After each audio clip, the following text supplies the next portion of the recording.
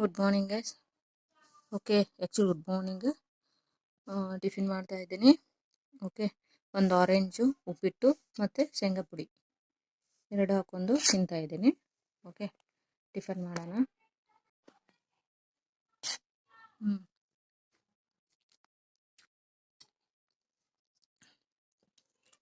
Breakfast intermediate fasting ಅಲ್ವಾ ನಾ ಮಾಡೋದು. ಸೊ 11 ಗಂಟೆ ಬ್ರೇಕ್ ಮಾಡ್ತೀನಿ. ಸೊ ಬ್ರೇಕ್ ಮಾಡೋಕ್ಕೆ ಒಂದು ಹಣ್ಣು ತಿಂದು ಬ್ರೇಕ್ ಮಾಡ್ತಾ ಇದ್ದೀನಿ. ಕೆಲವೊಮ್ಮೆ ಡ್ರೈ ಫ್ರೂಟ್ಸ್ ತಿಂದು ಮಾಡ್ತೀನಿ, ಕೆಲವೊಮ್ಮೆ ಹಣ್ಣು ತಿಂದು ಬ್ರೇಕ್ ಮಾಡ್ತೀನಿ. ಓಕೆ, ಇವತ್ತು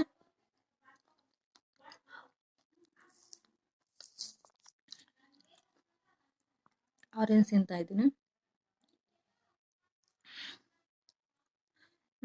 ಹುಳಿ ಜಾಸ್ತಿ ಇದೆ. Actually orange vitamin C rich fruit. So ಇದು ಒಂಥರ ಏನಂದರೆ ಇಮ್ಯುನಿಟಿ ಬೂಸ್ಟ್ ಮಾಡುತ್ತೆ, ಇನ್ಫೆಕ್ಷನ್ ಆಗಷ್ಟೇ ಏನು ಫೈಟ್ ಮಾಡುತ್ತೆ. ಚಲೋ. ಹಾಯ್ ಗೈಸ್, ಮಧ್ಯಾಹ್ನದ ಊಟ ಒಂದು ರೊಟ್ಟಿ, ಒಂದು ಆಮ್ಲೆಟ್ಟು, ಚಟ್ನಿ, ಇದು ಮೂಲಂಗಿ ಪಲ್ಯ. ಓಕೆ, ಊಟ ಮಾಡೋಣ. ನೀವು ನೋಡ್ಬೋದು, ಈ ಊಟಗಳನ್ನು ತಿಂದೇ ನನ್ನ ವೇಟು ರೆಡ್ಯೂಸ್ ಆಗ್ತಾ ಬಂದಿದೆ. ನಾನೇನು ಫ್ಯಾನ್ಸಿ ಫುಡ್ ತಿನ್ನಲ್ಲ, ಮನೇಲಿ ಏನು ಮಾಡಿರ್ತಾರೆ ಅದನ್ನೇ ತಿಂದಿರ್ತೀನಿ.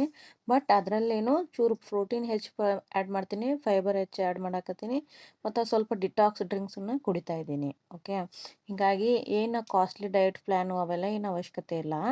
ನಾನೇನು ಹೇಳೋದಂದರೆ, ನಮ್ಮ ಮನೇಲಿ ತಿನ್ನೋದ್ರಲ್ಲೇ ನಾವು ಕಂಟ್ರೋಲ್ ಮಾಡ್ಕೊಂಡು ತಿಂದರೆ ನಾವು ವೇಟ್ನ ರೆಡ್ಯೂಸ್ ಮಾಡ್ಕೋಬೋದು. ಸೊ ಯಾರೆಲ್ಲ ನೀವು ಟ್ರೈ ಮಾಡ್ತಿದ್ರಲ್ಲ, ಮನೇಲಿ ಊಟದಲ್ಲೇ ಕಂಟ್ರೋಲ್ ಮಾಡ್ಕೊಂಡು ಲೈಫ್ ಲಾಂಗ್ ತಿನ್ನೋದು ಅದೇ ಊಟ ಅಲ್ವಾ. ಸೊ ನಾವು ಅದರಲ್ಲಿ ನಾವು ಹಿಡಿತ ಸಾಧಿಸ್ಬೇಕು ಅಂದಾಗ ನಮ್ಮ ಬಾಡಿ ವೇಟು ರೆಡ್ಯೂಸ್ ಆಗುತ್ತೆ. So please subscribe my channel, share to your family friends.